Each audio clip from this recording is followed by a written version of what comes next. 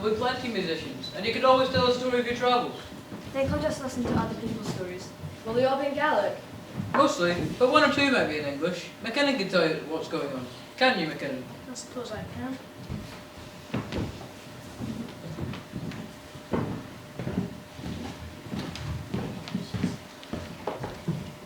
I'm surprised that after 3 months, this is the first Cayley you're coming to.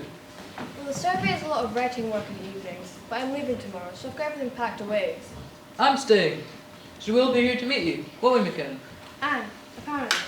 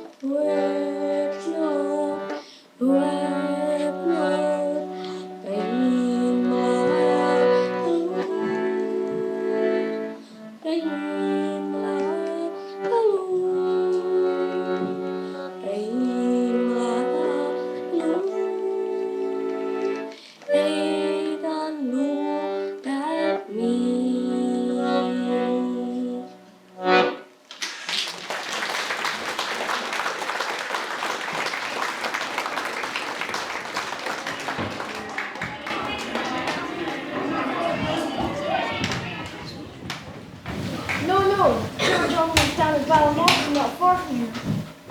And why was he called Jura John? His people were from Jura originally. Didn't hear about called the Jura? No, that's not right. I heard he was a juror in a big murder trial in Edinburgh, and that's how he got the name.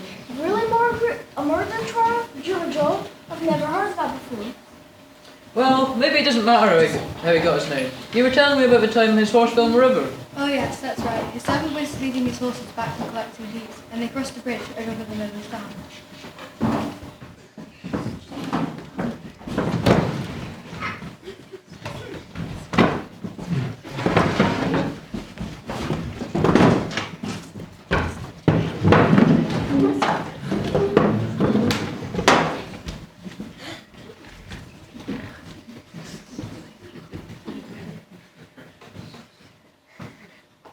Get along there. Oh no, the horse by the river. How we get out? It's dead. What are we going to tell the master? He'll be so angry. Jura John was a very angry man.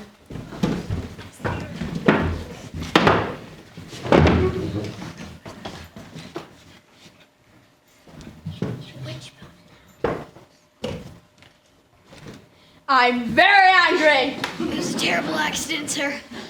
The miller's bridge is too narrow. I'm going to speak to that miller. Jura John marched right over to the miller's house and they had a huge argument. Jura John demanded that the miller pay for his dead horse.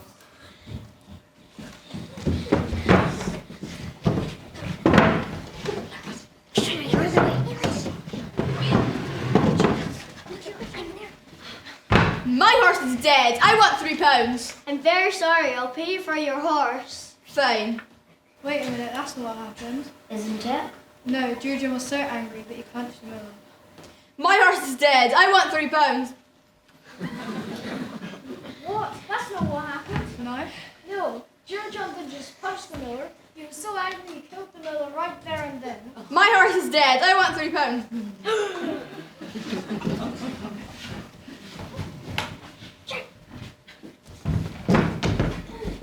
Dead! Get it coming.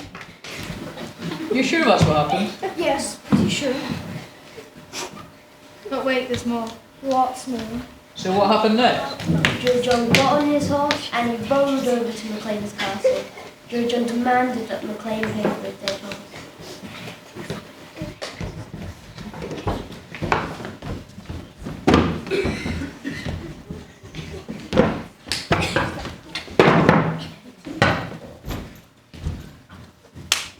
My horse is dead. I want £3. Fine, here you are. Thank you. Now hold on, Margaret. You missed a bit. Did I? Yes, Jura John went over to McLean's castle, sure enough, and he took the dead body of his horse with him to prove it happened. It was Oh yes, sorry. I forgot that bit. It was already night, so Jura John left the horse's body outside the castle and came back the next day to demand his money. My horse is dead. I Not want... yet. That's not the story I heard. No. No, he didn't take the body of the horse, he took the body of the dead miller instead. Maybe that's right. And then he hung it in a tree outside McLean's castle. When he woke up the next morning, he looked out his window and saw it there. What's that hanging in my tree? It's the miller from Sowerby. Jura John killed him last night and put him there. Bring Jura John here immediately. McLean's servant fetched Jura John and demanded an explanation. Jura John told him about his dead miller. My horse is dead. I want £3. Never mind your horse, my miller is dead. Get it coming. Look, you can't go around killing millers all the time. I'm gonna put you in jail. Fair enough. Wait a second, that's not what he said. Isn't it? The way I heard it, McLean told Jura John he'd let him off killing the miller. Jura John agreed to do a dangerous job for him. What job? He sent him off to Ireland Ireland? Really? What for? to collect a debt from an old enemy, an Irish Earl who owed him money. Are you sure about all this? Oh yes, that's what happened, alright.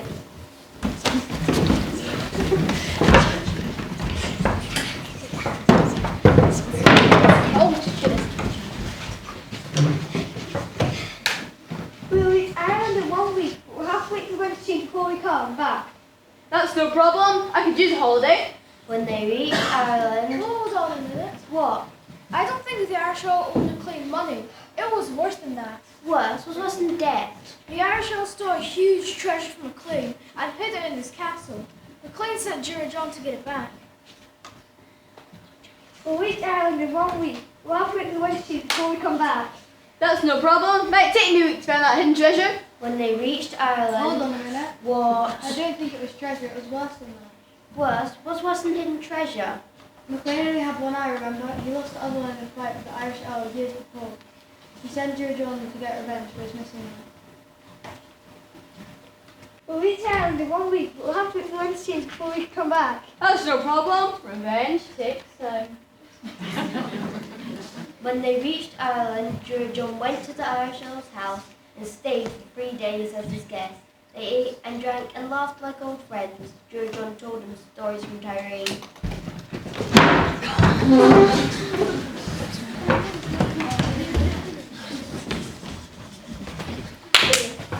And did the piper come out the other side? No, they never saw him again.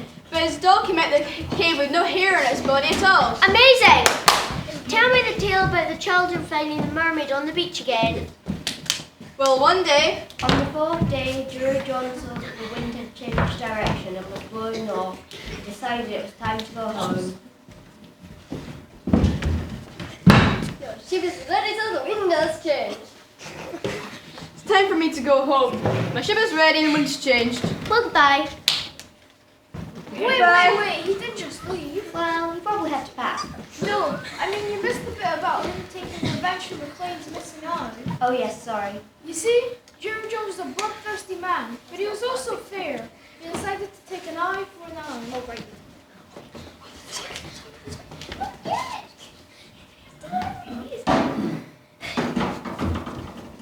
She was ready till the windows changed. Time for me to go home. My ship is ready and the wind's changed. Well, goodbye. Oh, before I go, I'm sent to poke your eye out in revenge for you poking out McLean's. That seems fair. Which eye would you like to poke out? Hold on, fair. Jura John wasn't fair. He was a bloodthirsty maniac. He didn't just poke an eye out. Did he poke both eyes out? Not the story I heard. When it was time to leave, Jura John offered him a gift to thank him for his hospitality. Here, have this gift. Thank you. And then he dropped it on the floor. And when the owner went to pick it up, Jura John got his sword and chopped his head off.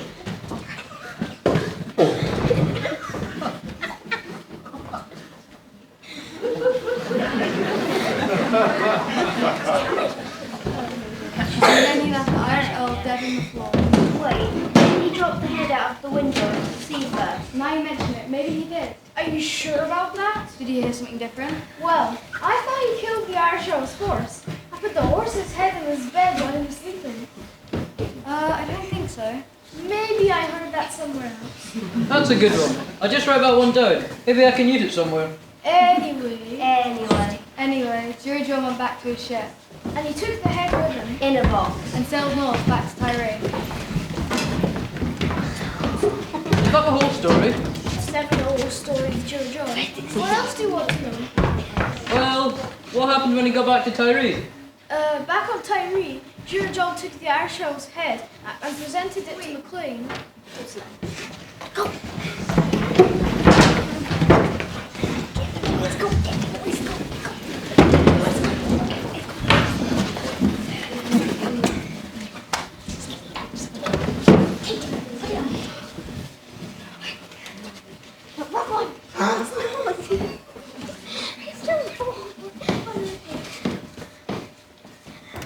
You brought me a gift. I did. Just as I always wanted. You're free to go. Thank you, goodbye. So McLean let him off the murder of the Irish Earl because he also murdered the miller. That's the kind of man he was. Actually, it was worse than that. Worse? Not only did he let him off, but he paid him £3 for his horse as well.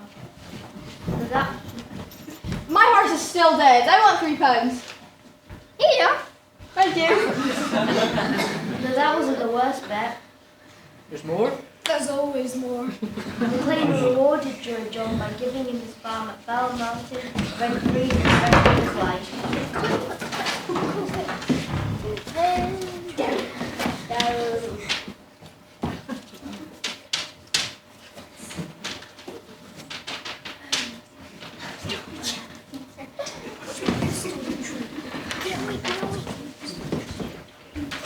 I've got a lot lot written down here. So what bits of this story are true? What bits do you want to be true? Well, all of it and none of it, I suppose.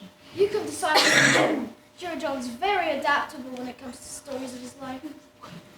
He lived on Tyree, and he lived on Hull. And he lived on Mull and Canna.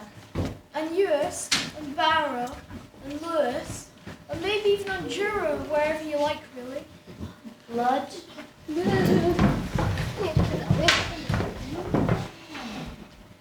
Adventure. And questionable morals.